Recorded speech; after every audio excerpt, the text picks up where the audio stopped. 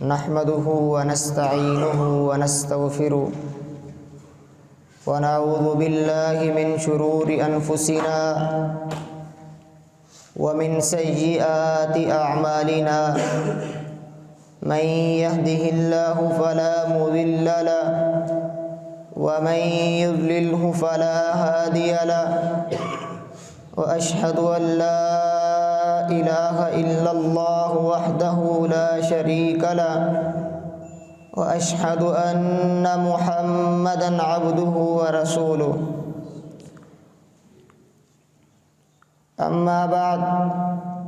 يا أيها الناس اتقوا ربكم الذي خلقكم من نفس واحدة وخلق منها زوجها وبث منهما رجالا كثيرا ونساء واتقوا الله الذي تساءلون به والأرحام إن الله كان عليكم رقيبا يا أيها الذين آمنوا اتقوا الله وقولوا قولا سديدا يصلح لكم أعمالكم ويغفر لكم ذنوبكم ومن يطع الله ورسوله فقد فاز فوزا عظيما يا أيها الذين آمنوا اتقوا الله حق تقاته ولا تموتن إلا وأنتم مسلمون اللهم صل على محمد وعلى آل محمد كما صليت على إبراهيم وعلى آل إبراهيم إنك حميد مجيد اللهم بارك على محمد وعلى آل محمد كما باركت على إبراهيم وعلى آل إبراهيم إنك حميد مجيد أما بعد فإن خير الحديث كتاب الله وخير الهدي هدي محمد صلى الله عليه وسلم وشر الأمور محدثاتها وكل محدثة بدعة وكل بدعة ضلالة وكل ضلالة في النار اللهم انفعني بما علمتني وعلمني ما ينفعني وزدني علما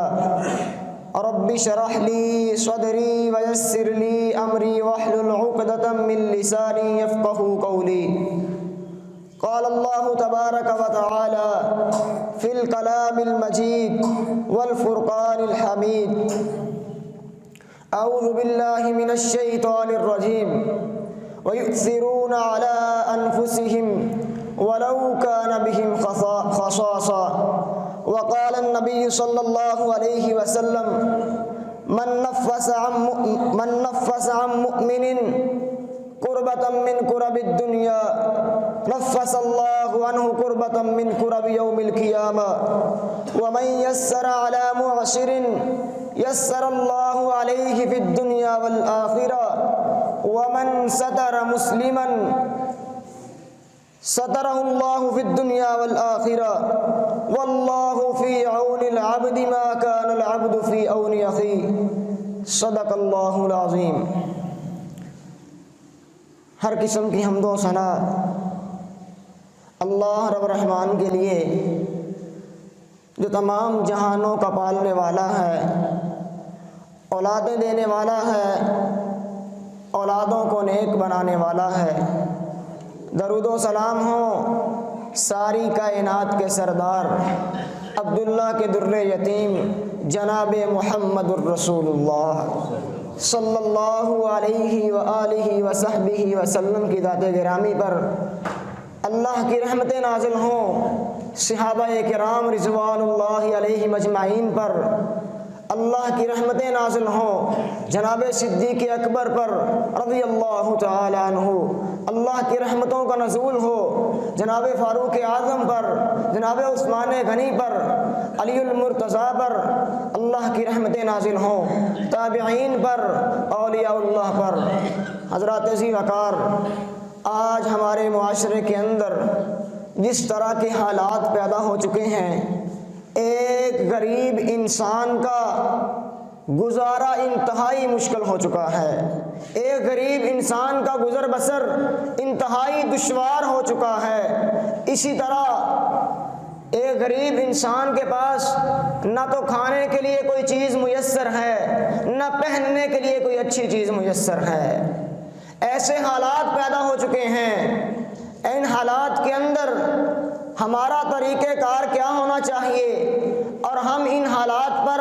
کس طرح قابو پا سکتے ہیں، انشاءاللہ العظیم آج کے خطبہ جمعۃ المبارک کے اندر یہی بیان کیا جائے گا کہ ان حالات کے اندر غریب انسان کے حالات کس طرح بہتر ہو سکتے ہیں۔ موجودہ حالات کے اندر جب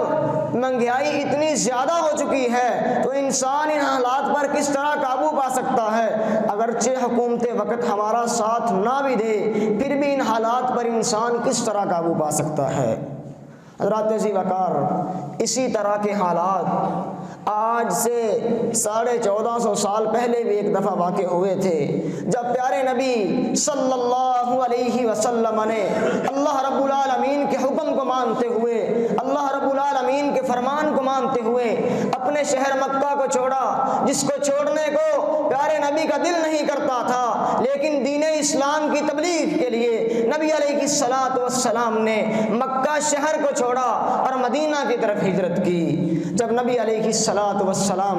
مدینے تشریف لے جاتے ہیں، جب پیارے نبی اور آپ کی آواز پر لبیک کہنے والے صحابہ کرام رضوان اللہ علیہم اجمعین جب مدینے پہنچتے ہیں، مدینے کے اندر حالات ایسے بن چکے ہیں، مدینے کے اندر ان صحابہ کرام کے لیے نہ تو کھانے کے لیے کوئی چیز ہے اور نہ پینے کے لیے کوئی چیز ہے، نہ رہنے کے لیے جگہ ہے، نہ پہننے کے لیے کپڑے موجود ہیں۔ اسی طرح کے حالات، بلکہ ان سے بھی تنگ حالات پیدا ہو چکے ہیں۔ مدینے کے اندر جب پیارے نبی صحابہ کرام کے ساتھ پہنچتے ہیں تو اسی طرح کے حالات تھے غریب انسان کے لیے، حتیٰ کہ امیر صحابہ کرام کے پاس بھی کھانے کے لیے کوئی چیز موجود نہیں تھی۔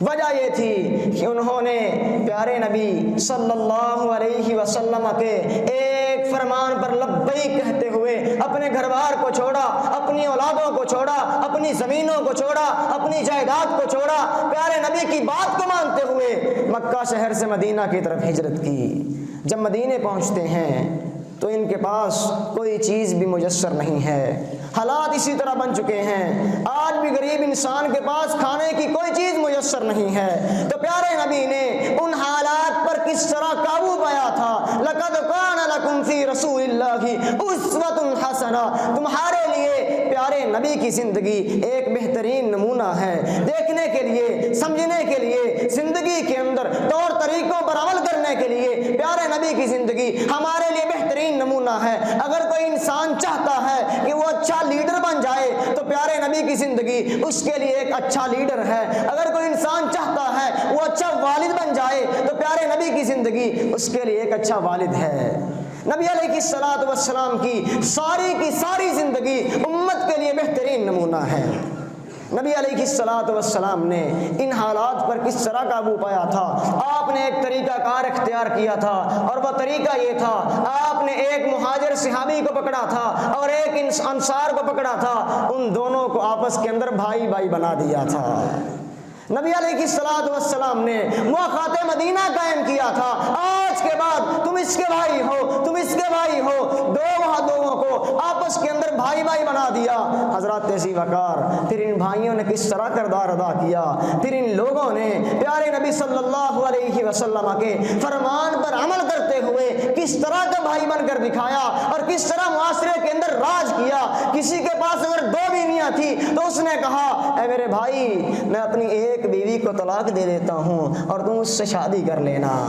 حضرات ذی وقار، بتانے کا مقصد یہ ہے، اس طرح معاشرے کے حالات کو بہتر کیا جاتا ہے، اس طرح لوگوں کی ضرورتوں کو پورا کیا جاتا ہے، پھر معاشرے کے حالات بہتر ہوتے ہیں۔ اگرچہ تنگیاں جتنی بھی ہوں، اگرچہ حالات جتنے بھی سخت ہو جائیں، جب انسان دوسرے پر احسان کرتا ہے، جب انسان دوسروں کا احساس کرتا ہے، اس وقت معاشرے کے حالات بہتر ہو جاتے ہیں۔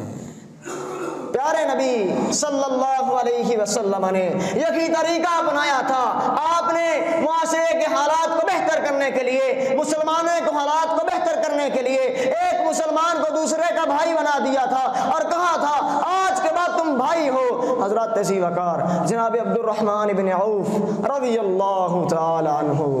نبی علیہ الصلوۃ والسلام ان کو جناب ابو طلحہ کا بھائی بنا دیتے ہیں اور کہتے ہیں آج کے بعد تم دونوں بھائی بھائی ہو۔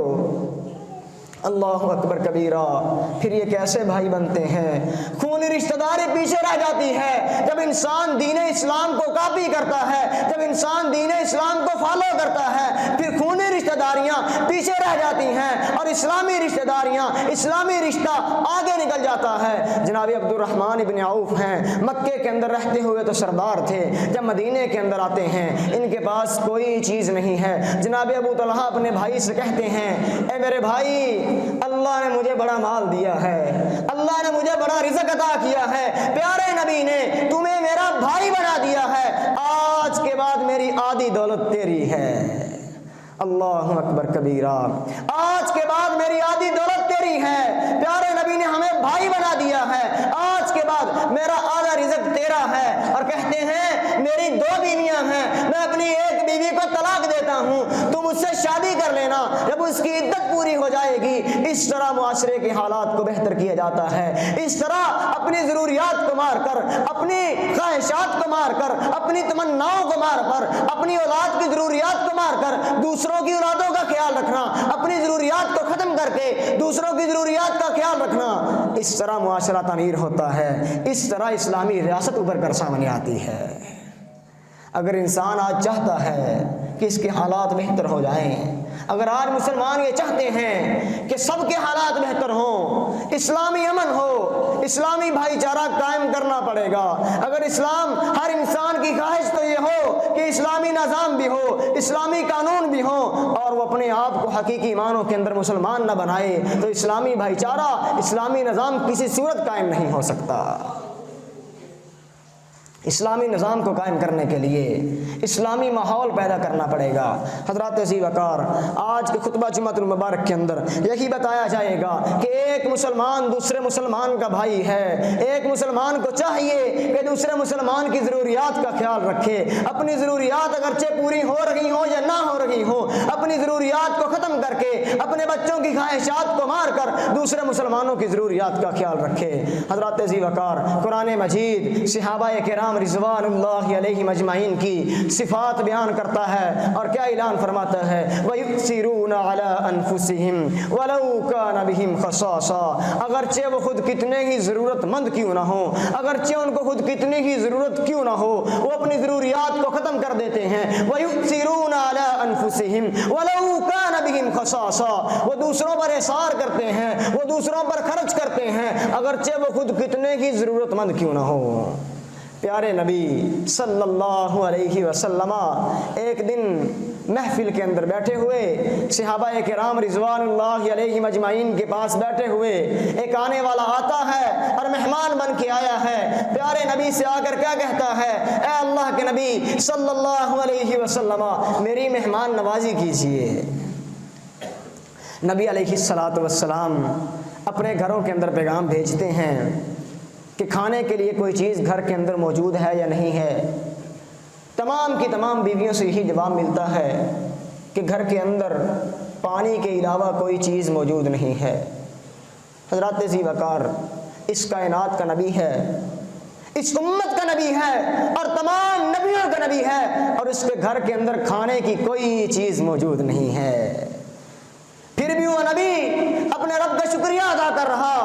اپنے رب کا شکر گزار نبی ہے۔ ایک آج کا مسلمان ہے، تھوڑے سے حالات تنگ ہوتے ہیں، تھوڑی سی حالات کی پیش روئی آتی ہے، یہ اللہ کا نہ شکرا، اللہ کا نہ باغی بن جاتا ہے، اللہ رب العالمین کی بغاوتیں شروع کر دیتا ہے، اللہ رب العالمین کو جھٹلانا شروع کر دیتا ہے، شکرا بن جاتا ہے۔ حقیقت تو یہ ہے کہ جیسے بھی حالات ہو جائیں، حالات کی تنگی آ جائے، اللہ کا انسان اگر شکر گزار رہتا ہے، اللہ اس کے حالات کو بہتر کر دے گا۔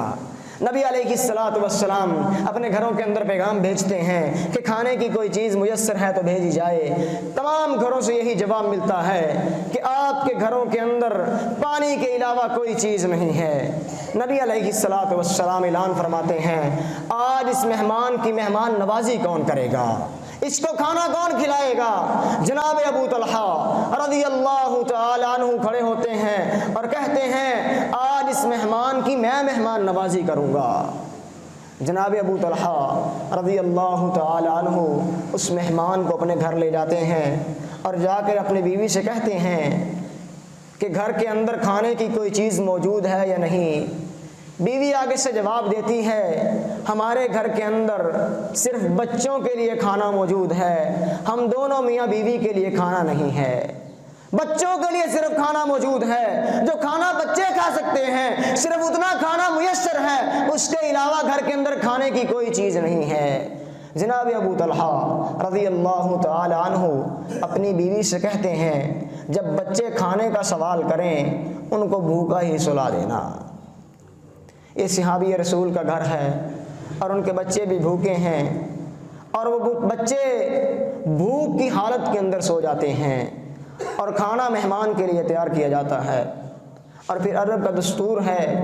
کہ عرب معاشرے کے اندر لوگ اکٹھے بیٹھ کر کھانا کھاتے ہیں۔ یہ عرب کا دستور ہے کہ وہ اکیلے کھانا نہیں کھاتے، اس بات کا مہمان کو بھی پتہ ہے اور میزبان کو بھی پتہ ہے کہ کھانا اکٹھے بیٹھ کر کھایا جائے گا اور کھانا صرف ایک آدمی کے لیے میسر ہے۔ جناب ابو طلحہ رضی اللہ تعالی عنہ اپنی بیوی سے کہتے ہیں جب مہمان کھانا شروع کر دے تو کسی بہانے سے اٹھنا اور چراغ کو صحیح کرنے کے بہانے اس کو بجھا دینا۔ مہمان کے ساتھ ہم بھی منہ ہلاتے رہیں گے، مہمان کو یہ لگے گا کہ میزبان بھی کھانا کھا رہا ہے لیکن ہم کھانا نہیں کھائیں گے۔ حضرات اسی وقار پھر اسی طرح ہوتا ہے جب مہمان کھانے کو شروع کرتا ہے، جب مہمان کھانا کھانے لگتا ہے تو ان کی بیوی اٹھتی ہے اور کسی بہانے سے چراغ کو درست کرنے کے بہانے سے چراغ کو بجھا دیا جاتا ہے۔ پھر مہمان تو کھانا کھا رہا ہے، میزبان بھی ساتھ منہ ہلا رہا ہے۔ ساری رات جب مہمان جب تک کھانا کھاتا رہا میزبان ساتھ منہ ہلاتا رہا اور مہمان نے تو کھانا کھا لیا، میزبان بھی بھوکا ہے، میزبان کی بیوی بھی بھوکی ہے اور اس کے بچے بھی بھوکے ہیں۔ وَيُؤْثِرُونَ عَلَىٰ أَنفُسِهِمْ وَلَوْ كَانَ بِهِمْ خَصَاصَةٌ اگرچہ ان کو خود کتنی ہی ضرورت کیوں نہ ہو، اگرچہ ان کو خود کتنی ہی بھوک کیوں نہ لگی ہو، وہ اپنی بھوک کو، وہ اپنی ضروریات کو ختم کر دیتے ہیں۔ جو حقیقی معنوں کے اندر مومن ہوتے ہیں وہ اپنی ضروریات کو مار دیتے ہیں، اپنی تمناؤں کو مار دیتے ہیں، اپنی خواہشوں کو مار دیتے ہیں اور دوسروں کی ضروریات کا خیال رکھتے ہیں۔ اس طرح معاشرے کے حالات کو بہتر کیا جاتا ہے۔ حضرات ذی وقار جب لوگ ایسا کام کرتے ہیں پھر ان کو اعزاز کیا ملتا ہے؟ رضی اللہ عنہم ورضوا عنہ، اللہ ان سے راضی ہے اور وہ اللہ سے راضی ہو چکے ہیں۔ اللہ کا راضی ہونا عام بات نہیں ہے، اس کے لیے قربانیاں دینا پڑتی ہیں۔ اگر انسان یہ چاہتا ہے کہ آج اللہ اس سے راضی ہو جائے اس کو قربانیاں دینا پڑیں گی، اس کو احسان کرنا پڑے گا، دوسروں کی ضروریات کا خیال رکھنا پڑے گا۔ جناب ابو طلحہ رضی اللہ تعالی عنہ رات گزر جاتی ہے، صبح جب پیارے نبی صلی اللہ علیہ وسلم کی محفل کے اندر تشریف لاتے ہیں تو پیارے نبی صلی اللہ علیہ وسلم جناب ابو طلحہ رضی اللہ تعالی عنہ کے اعزاز کے اندر ایک بات فرماتے ہیں، توجہ کیجئے گا۔ نبی علیہ الصلوۃ والسلام فرماتے ہیں اے ابو طلحہ راج تم نے کام کیا ہے، راج تم نے مہمان نوازی کی ہے، اللہ تمہاری مہمان نوازی کو دیکھ کے خوش ہوتا رہا ہے، اللہ عرشوں پر بیٹھ کر تمہاری مہمان نوازی پر مسکراتا رہا ہے۔ اللہ کو خوش کرنے کے لیے، اللہ رب العالمین کو راضی کرنے کے لیے قربانیاں دینا پڑتی ہیں۔ اگر انسان یہ چاہتا ہے کہ اس کے حالات بہتر ہو جائیں، اسلامی نظام قائم ہو جائے تو اس کو دوسروں کی ضروریات کا خیال رکھنا پڑے گا۔ وَيُؤْثِرُونَ عَلَىٰ أَنفُسِهِمْ وَلَوْ كَانَ بِهِمْ خَصَاصَةٌ وَيُؤْثِرُونَ عَلَىٰ أَنفُسِهِمْ وَلَوْ كَانَ بِهِمْ خَصَاصَةٌ اگرچہ خود کتنی ہی ضرورت کیوں نہ ہو، انسان کی اپنی خواہش بھی ہو، اپنی تمنا بھی ہو، اپنی آرزو بھی ہو، لیکن جب کسی دوسرے کی ضرورت کا دیکھے اپنی ضرورت کو چھوڑ دے، دوسرے کو ضروریات کا خیال رکھے۔ ایک بات کو اپنے ذہن کے اندر بٹھا لیجئے، اگر کوئی انسان مصیبت کے اندر پھنسا ہوا ہے، اگر کوئی انسان مشکل کے اندر پھنسا ہوا ہے، اگر کوئی انسان کسی تنگی کے اندر پھنسا ہوا ہے اور آپ کے پاس یہ طاقت بھی ہو، آپ کے پاس یہ قوت بھی ہو آپ اس کی تنگی کو دور کر سکتے ہو، آپ اس کی مصیبت کو دور کر سکتے ہو، آپ کے پاس وہ طاقت ہو، وہ آپ کے پاس دولت ہو، اس کی تنگی کو دور کر سکتے ہو، اور آپ اس کی تنگی کو دور نہ کریں، پھر آپ علم والے تو ہو سکتے ہیں، آپ عالم تو ہو سکتے ہیں، آپ مسلمان تو ہو سکتے ہیں، آپ نیک نہیں ہو سکتے۔ نبی علیہ الصلوۃ والسلام کا یہ فرمان ہے، انسان کا پڑوسی بھوکا سوئے اور وہ خود پیٹ بھر کر سوتا رہے، وہ کس قسم کی مسلمانی ہے؟ وہ انسان حقیقی معنوں کے اندر مسلمان نہیں ہے۔ حضرات ذی وقار نبی علیہ الصلوۃ والسلام فرماتے ہیں، ہمسائے کے بارے میں مجھے اتنی تلقین کی گئی، اس کے حقوق کے بارے میں مجھے اتنی تلقین کی گئی، حتیٰ کہ مجھے ڈر لگنے لگا کہیں اس کو وراثت کے اندر سے حصہ نہ دے دیا جائے۔ اور ایک آج کا مسلمان ہے، ہر انسان کا یہ شکوہ ہے کہ ہمارے حالات بہتر نہیں ہو رہے، ہر انسان کی یہ آرزو ہے کہ ہمارے حالات بہتر ہو جائیں، ہمارے حالات کل سے بہتر ہو جائیں، لیکن ہر انسان صرف خواہش کر رہا ہے، ہر انسان صرف تمنا کر رہا ہے، جو کرنے والا کام ہے، جس پر عمل کی ضرورت ہے، اس کی طرف کسی کی کوئی توجہ نہیں ہے۔ حضرات ذی وقار وَيُؤْثِرُونَ عَلَىٰ أَنفُسِهِمْ وَلَوْ كَانَ بِهِمْ خَصَاصَةٌ۔ ام المؤمنین اماں جی عائشہ صدیقہ طاہرہ مطہرہ رضی اللہ تعالی عنہا، جناب امیر المؤمنین معاویہ رضی اللہ تعالی عنہ، ان کے پاس 80,000 درہم بھیجتے ہیں، 80,000 درہم ان کو بھیجے جاتے ہیں۔ اماں جی عائشہ صدیقہ طاہرہ مطہرہ رضی اللہ تعالی عنہا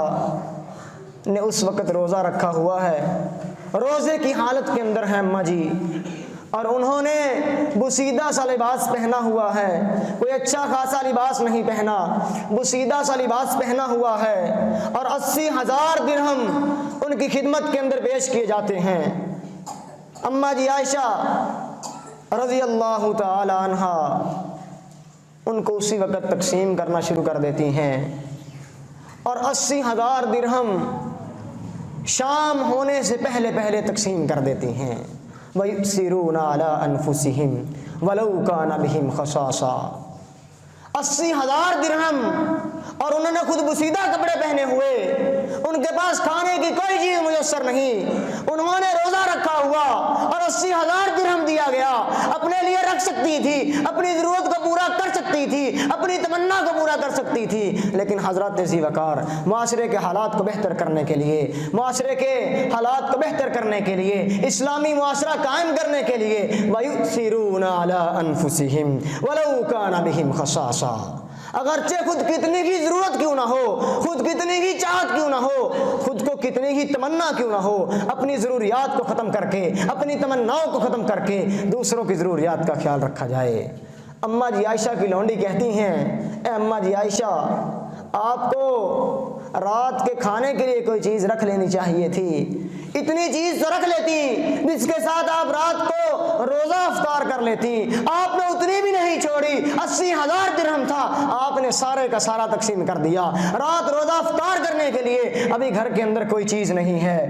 اماں جی عائشہ اپنی لونڈی سے کہتی ہیں، تم نے مجھے پہلے بتا دینا تھا، میں اتنی چیز رکھ لیتی۔ اللہ اکبر کبیرہ۔ وَيُؤْثِرُونَ عَلَىٰ أَنفُسِهِمْ وَلَوْ كَانَ بِهِمْ خَصَاصَةٌ۔ نبی علیہ الصلوۃ والسلام جو اس امت کے باپ بھی ہیں، اس امت کے نبی بھی ہیں، ان کی خوبیوں میں سے، بے شمار خوبیوں میں سے، لاتعداد خوبیوں میں سے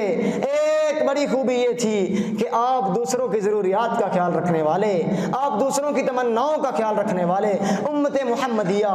صلی اللہ علیہ وسلم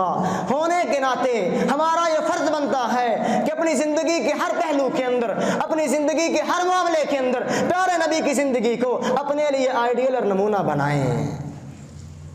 جب پیارے نبی صلی اللہ علیہ وسلم پر پہلی وحی نازل ہوتی ہے، نبی علیہ الصلوۃ والسلام ڈر جاتے ہیں، آپ کا جسم کانپ رہا ہے، آپ گھر کے اندر تشریف لاتے ہیں، اماں جی خدیجہ رضی اللہ تعالی عنہا آپ کو کمبل اڑا دیتی ہیں،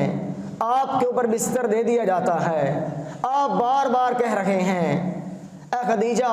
میں ہلاک ہو جاؤں گا، میں ہلاک ہو جاؤں گا، اس قدر پریشانی ہے آپ کو، آپ نے فرشتے سے آیات کو وصول کیا ہے، آپ پر آسمانی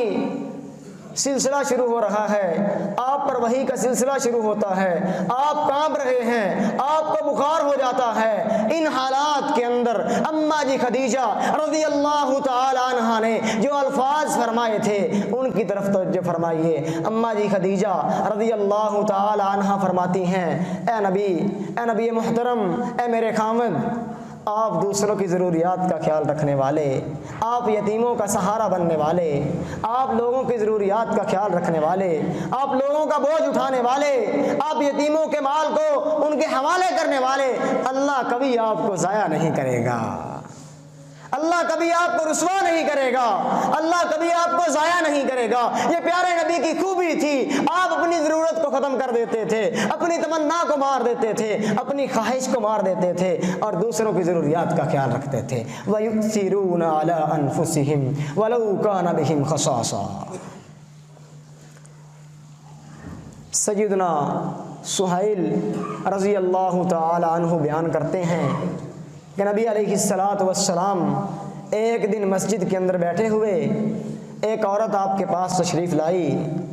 اور اس نے آ کر آپ کو ایک چادر تحفے کے اندر دی، ہاتھ سے بنائی ہوئی چادر، اور عورت نے یہ ساتھ خواہش بھی کی، اے اللہ کے نبی صلی اللہ علیہ وسلم، یہ چادر میں نے اپنے ہاتھ سے بنائی ہے اور خاص آپ کے لیے بنائی ہے، میرا جی چاہتا ہے آپ اس چادر کو اپنے اوپر لیں، اس چادر کو استعمال کریں۔ نبی علیہ الصلاۃ والسلام اس چادر کو لے لیتے ہیں اور جب مسجد سے باہر نکلتے ہیں تو ایک صحابی پیارے نبی صلی اللہ علیہ وسلم کو کہتا ہے، اے اللہ کے نبی صلی اللہ علیہ وسلم، یہ چادر مجھے دے دیجئے۔ نبی علیہ الصلاۃ والسلام کے صحابہ کرام بھی ساتھ ہیں، پیارے نبی صلی اللہ علیہ وسلم اسی وقت چادر کو اتارتے ہیں، جب وہ صحابی چادر کو مانگتا ہے اسی وقت چادر کو اتارتے ہیں اور اپنے اس صحابی کو چادر دے دیتے ہیں۔ وَيُؤْثِرُونَ عَلَىٰ أَنفُسِهِمْ وَلَوْ كَانَ بِهِمْ خَصَاصَةٌ۔ نبی رحمت کے پاس جو بھی ہوتا، آپ کے پاس جو چیز بھی میسر ہوتی، آپ کی خواہش ہوتی تھی، آپ دوسروں پر نشاور کر دیں، آپ دوسروں کے ساتھ اثار کر دیں۔ حضرات ذی وقار صحابہ کرام اس صحابی سے کہتے ہیں، کیا تجھے پتہ نہیں تھا اللہ کے نبی کو اس چادر کی ضرورت تھی، پیارے نبی کو ضرورت تھی اس چادر کی، تم نے پیارے نبی سے کیوں چادر مانگی؟ اور تمہیں اس بات کا بھی پتا ہے کہ جب بھی پیارے نبی سے کوئی چیز مانگی جاتی ہے آپ منع نہیں کرتے۔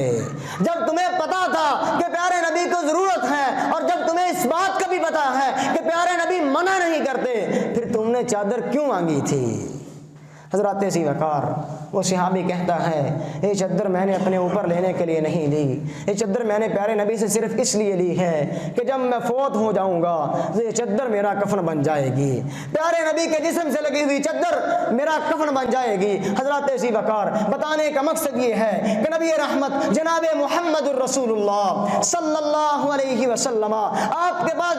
پاس جو چیز بھی ہوتی تھی آپ دوسروں پر اثار کر دیتے تھے، دوسروں پر خرچ کر دیتے تھے۔ آپ کے پاس جو چیز بھی ہوتی تھی، وہ چادر جو آپ کو دی گئی، ہاتھ سے بنی ہوئی چادر، محنت کر کے بنائی گئی چادر، وہ آپ کو دی گئی، آپ کے لیے دی گئی تھی اور آپ کو ضرورت بھی تھی، لیکن آپ صلی اللہ علیہ وسلم نے اس صحابی کے کہنے پر، اس صحابی کے مانگنے پر اپنی ضرورت کو، اپنی تمنا کو، اپنی خواہش کو پیچھے چھوڑ دیا اور دوسروں کی ضروریات کا خیال رکھا۔ وَيُؤْثِرُونَ عَلَىٰ أَنفُسِهِمْ وَلَوْ كَانَ بِهِمْ خَصَاصَةٌ۔ ایک عورت اماں جی عائشہ رضی اللہ تعالی عنہا کے گھر کے اندر آتی ہے، ساتھ اس کی دو بیٹیاں بھی ہیں، آپ کے گھر کے اندر تشریف لاتی ہے، سائل بن کر آئی ہے اور آ کر سوال کرتی ہے کہ کھانے کے لیے کوئی چیز ہو تو ہمیں دے دیجئے۔ سائل بن کر، سوالی بن کر یہ عورت، اور ساتھ اس کی دو بچیاں بھی ہیں، اماں جی عائشہ رضی اللہ تعالی عنہا کے گھر کے اندر آتی ہے اور آ کر سوال کرتی ہے کھانے کی کوئی چیز ہو تو ہمیں دے دیجئے۔ اماں جی عائشہ رضی اللہ تعالی عنہا گھر کے اندر چکر لگاتی ہیں اور گھر کے اندر صرف 3 کھجوریں موجود ہیں، گھر کے اندر صرف 3 کھجوریں موجود ہیں، وہ تینوں کھجوریں اٹھاتی ہیں اور لا کر اسے دے دیتی ہیں۔ اللہ اکبر کبیرہ۔ گھر کے اندر صرف 3 ہی کھجوریں تھیں اور سجدہ کو بھی ضرورت تھی اور کھانے کی کوئی چیز نہیں ہے۔ وَيُؤْثِرُونَ عَلَىٰ أَنفُسِهِمْ وَلَوْ كَانَ بِهِمْ خَصَاصَةٌ، خود کو کتنی کی ضرورت کیوں نہ ہو، خود کو کتنی ہی تمنا کیوں نہ ہو، خود کے جسم کو اس طاقت کی ضرورت کیوں نہ ہو، لیکن جب کسی مسلمان کو پریشان دیکھیں، جب کسی مسلمان کے حالات کو تنگ دیکھیں، اپنی تنگی کو، اپنی مصیبت کو چھوڑ دیجئے اور دوسروں کی ضروریات کا خیال رکھیے۔ اماں جی عائشہ رضی اللہ تعالی عنہا وہ کھجوریں اٹھاتی ہیں اور اس عورت کو دے دیتی ہیں۔ وہ عورت ایک کھجور خود رکھ لیتی ہے اور ایک کھجور اپنی دائیں ہاتھ والی بیٹی کو دے دیتی ہے اور ایک کھجور بائیں ہاتھ والی بیٹی کو دے دیتی ہے۔ مدینے کا معاشرہ ایسا ہے، مدینے کا نظام ایسا ہے کہ صرف نبی کی بیویاں احسار نہیں کر رہی، ہر انسان احسار کر رہا ہے، حتیٰ کہ یہ فقیرہ عورت بھی احسار کر رہی ہے۔ اس کو 3 کھجوریں ملی تھی، ایک اس کی ذات کے لیے، ایک اس کی اس سائیڈ والی بیٹی کے لیے اور ایک بائیں سائیڈ والی بیٹی کے لیے۔ اس نے ایک کھجور کون کو دے دی۔ ابھی اس نے خود کھجور کھانی تھی، بیٹیوں نے کھجوریں پہلے مکمل کر لی اور ماں سے اور کھجور کا سوال کر دیا۔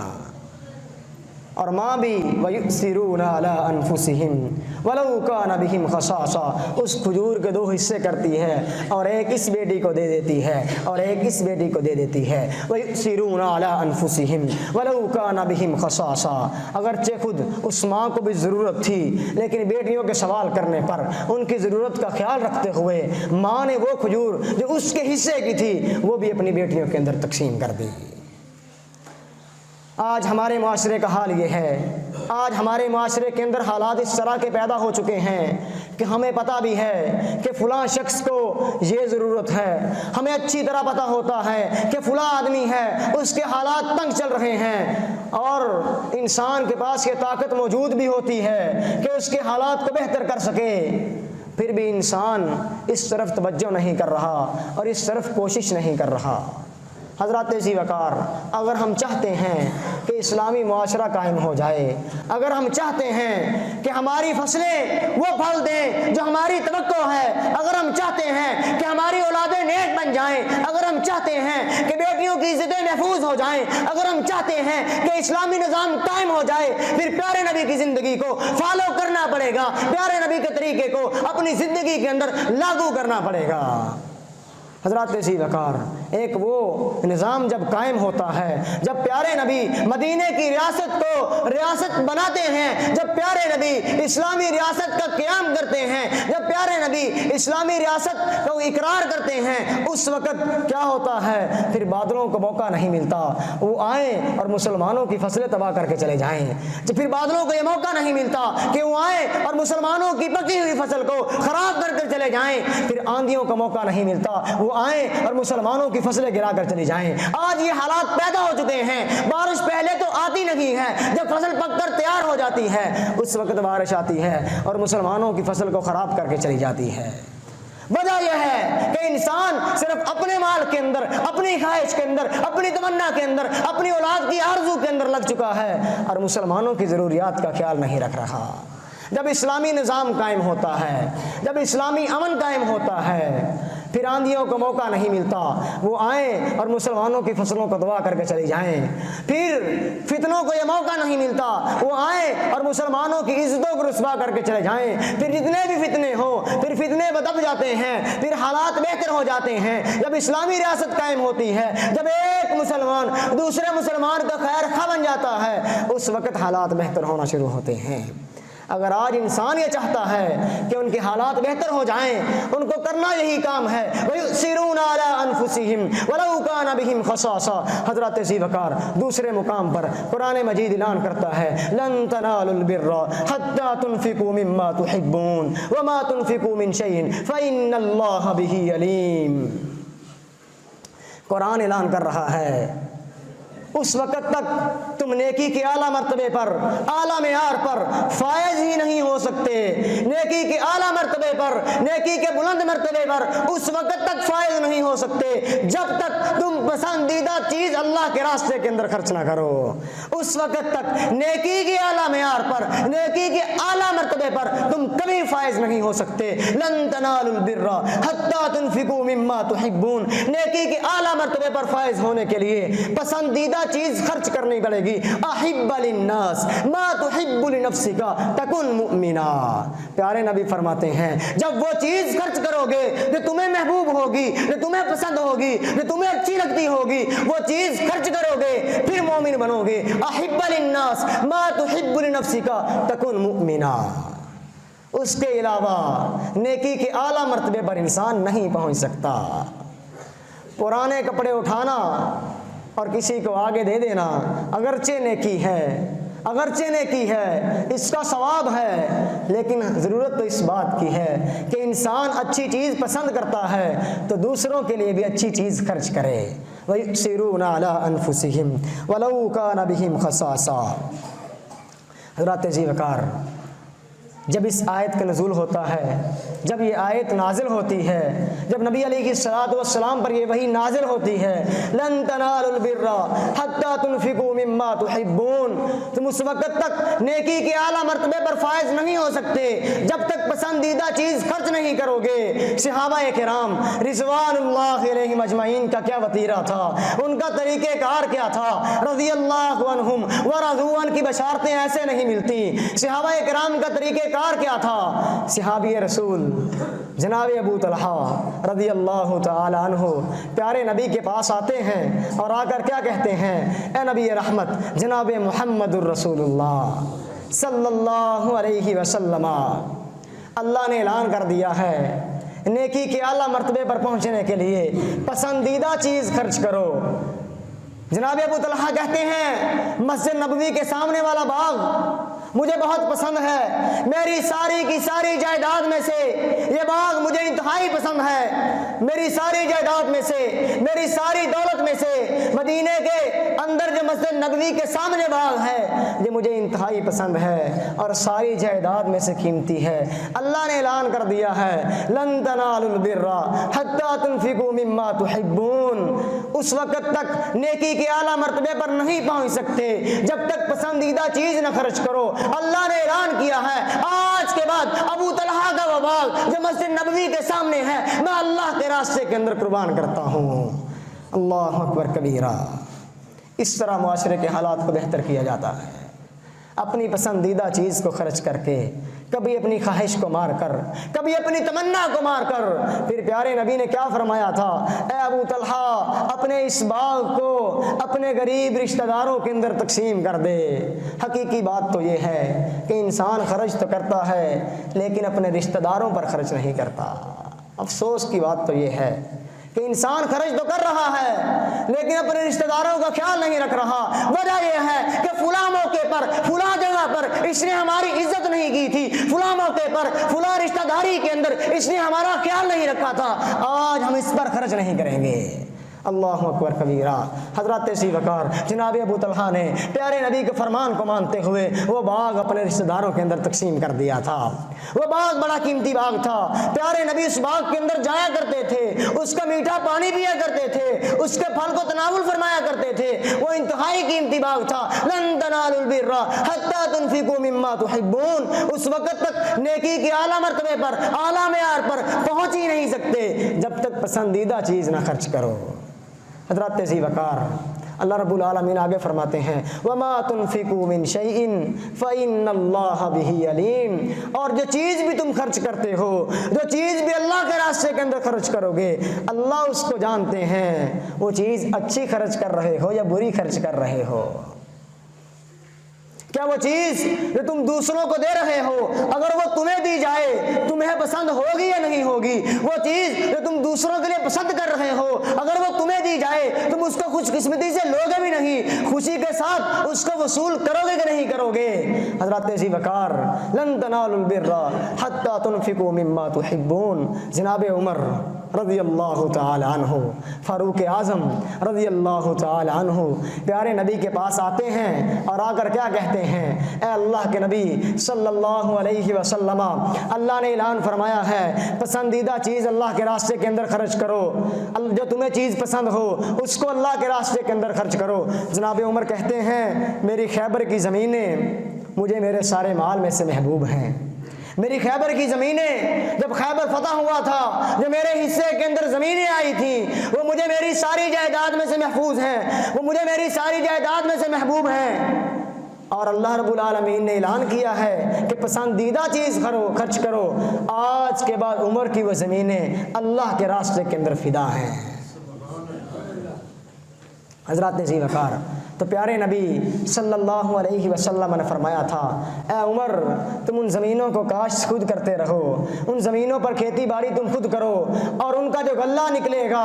ان سے جو آمدنی آئے گی، اس آمدنی کو اللہ کے راستے کے اندر قربان کرو۔ حضرات عزیز وقار، بتانے کا مقصد یہ ہے کہ اگر انسان یہ چاہتا ہے اس کے حالات بہتر ہو جائیں، مسلمانوں کی ضروریات کا خیال رکھا جائے، مسلمانوں کی عزتیں محفوظ ہو جائیں، مسلمانوں کی بیٹیوں کے دوپٹے محفوظ ہو جائیں، تو کرنا یہ پڑے گا، ایک مسلمان کو دوسرے مسلمان کو اپنا بھائی ماننا پڑے گا۔ المسلم اخو المسلم، المسلم اخو المسلم، مسلمان تو مسلمان کا بھائی ہے، لا یظلمہ، اس پر ظلم نہیں کرتا،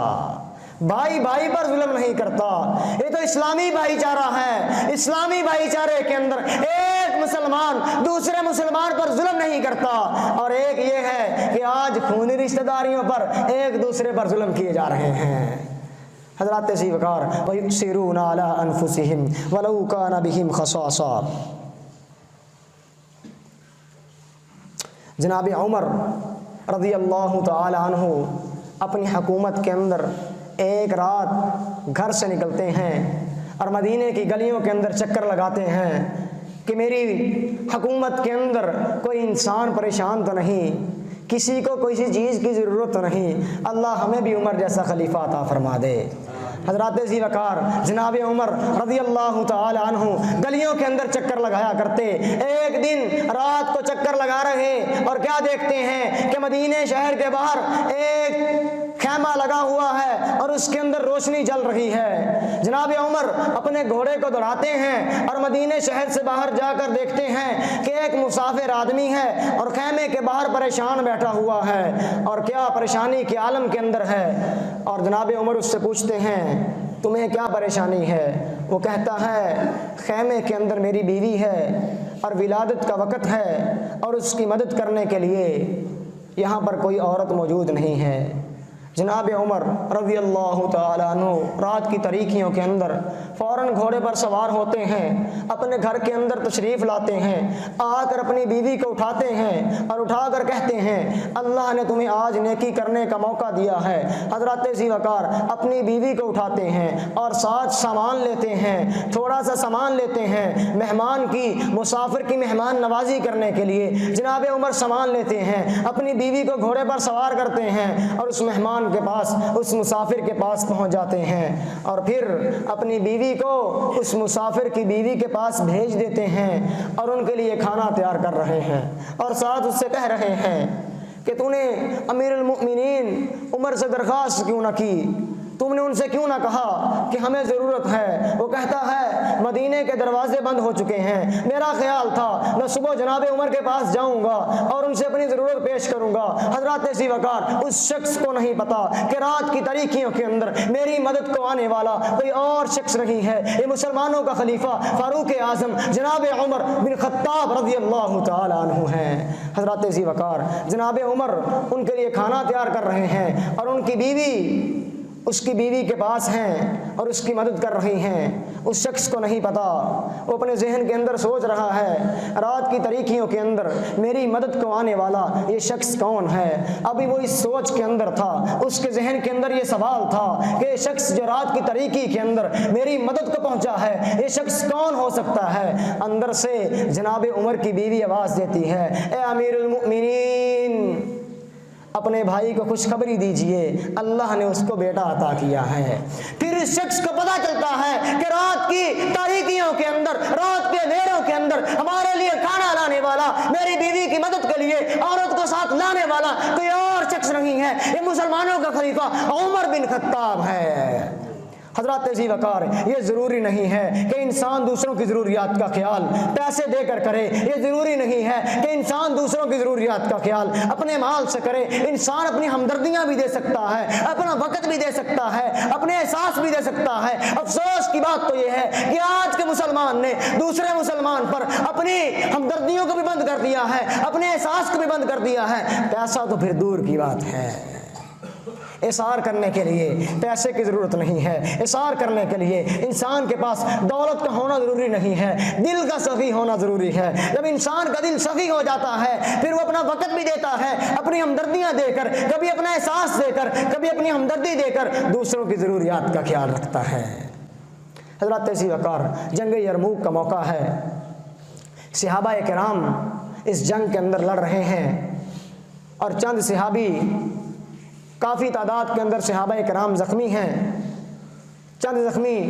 پانی کا سوال کر رہے ہیں۔ ایک پیالہ لانے والا پانی کے اندر پیالہ لے کر آتا ہے، پیالے کے اندر پانی لے کر آتا ہے اور پیش کرتا ہے پہلے شخص کو۔ ابھی وہ پینے والا تھا کہ دوسرا شخص آواز دے دیتا ہے کہ مجھے پانی کی ضرورت ہے۔ وَيُؤْثِرُونَ عَلَىٰ أَنفُسِهِمْ وَيُؤْثِرُونَ عَلَىٰ أَنفُسِهِمْ وَلَوْ كَانَ بِهِمْ خَصَاصَةٌ۔ اس شخص کو بھی پانی کی ضرورت تھی، اس شخص پر بھی موت طاری ہونے والی تھی، وہ پانی نہیں پیتا اور آگے روانہ کر دیتا ہے۔ اگلے شخص کے پاس جب پانی پہنچتا ہے، وہ پینے کے قریب ہوتا ہے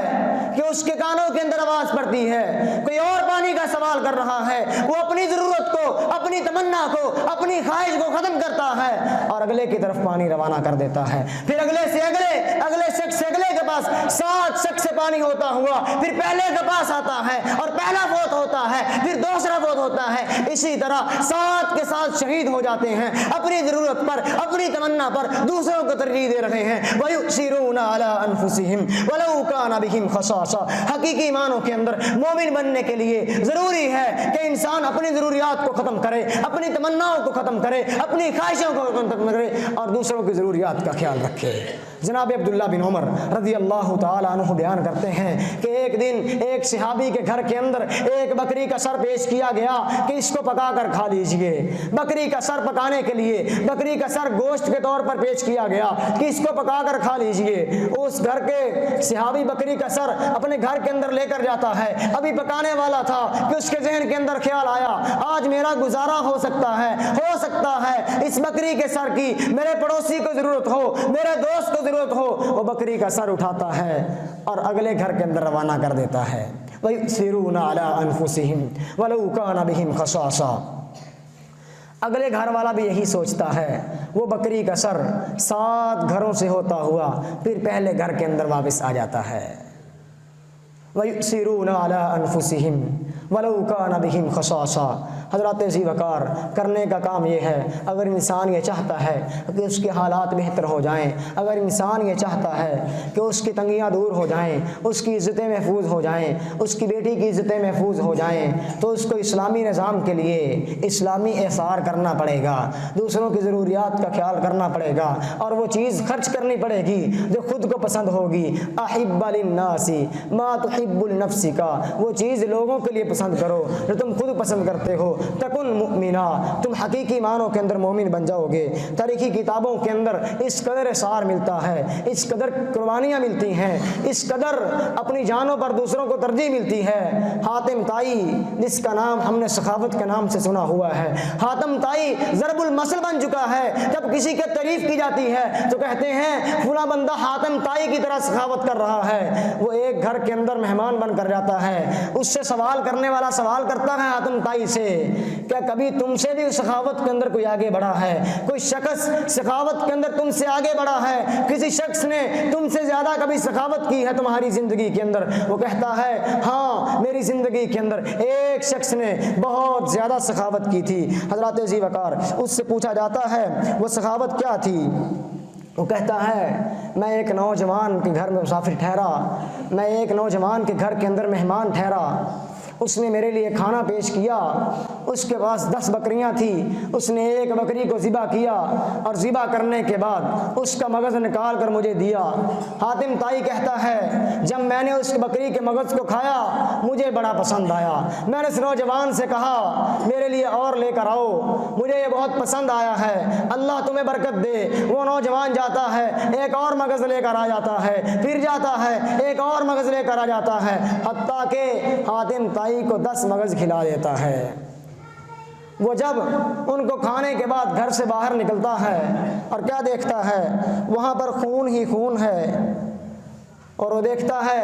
کہ اس نوجوان کے پاس 10 بکریاں تھیں، اس نے ساری کی ساری اپنے مہمان کو خوش کرنے کے لیے اللہ کے راستے کے اندر قربان کر دی۔ اپنے مہمان کو خوش کرنے کے لیے اس نے 10 کی 10 ذبح کر دی ہیں۔ حضرات ذی وقار، دوسروں کی ضروریات کا خیال رکھنے کے لیے اپنی حاجتوں کو نہیں دیکھا جاتا، اپنی ضروریات کو نہیں دیکھا جاتا۔ حضرات ذی وقار، پھر حاتم طائی سے پوچھا جاتا ہے تم نے بدلے کے اندر اس کو کیا دیا؟ اس نے تمہارے لیے 10 بکریاں ذبح کی، تم نے بدلے کے اندر اس کو کیا دیا؟ حاتم طائی کہتا ہے میں نے اس کو 300 سرخ اونٹنیاں دیں اور 500 بکریاں دیں۔ 300 سرخ اونٹنیاں اور 500 بکریاں دیں۔ کہنے والا کہتا ہے اس نے تو 10 بکریاں ذبح کی تھی، تم نے 800 کی تعداد کے اندر اس کو سامان دیا ہے، سخاوت تو تمہاری زیادہ ہے۔ وہ آدمی کہتا ہے، حاتم طائی کہتا ہے میرے پاس تو دولت بہت زیادہ ہے، اس کے پاس 10 بکریاں تھیں، اس نے 10 کی 10 اپنے مسافر کے لیے قربان کر دیں۔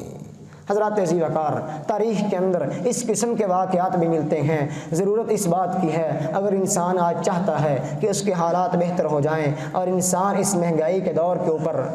ان حالات کے اوپر کنٹرول کر لے، اگر انسان یہ چاہتا ہے کہ ہماری گزر بسران آسان ہو جائے تو اس کو پیارے نبی کی زندگی کو اسوہ بنانا پڑے گا اور ان صحابہ کرام کی زندگی کو اسوہ بنانا پڑے گا جنہوں نے اللہ رب العالمین کو راضی کر لیا ہے۔ ان صحابہ کرام کی زندگی کو اپنانا پڑے گا جو اللہ رب العالمین کے امتحان کے اندر پاس ہوئے ہیں۔ اللہ رب العالمین سے دعا ہے اللہ ہمیں حقیقی معنوں کے اندر مومن بنا دے۔ اللہ رب العالمین سے دعا ہے اللہ ہمیں دوسروں کی ضروریات کا خیال رکھنے والا بنا دے۔ اللہ رب العالمین سے دعا ہے کہ جب تک زندہ رکھے اسلام کی حالت پر زندہ رکھے، جب مجھے اور آپ کو موت آئے اس حال میں آئے اللہ ہم سے راضی ہو، ہم اپنے اللہ سے راضی ہوں۔ وآخر دعوانا ان الحمد للہ رب العالمین۔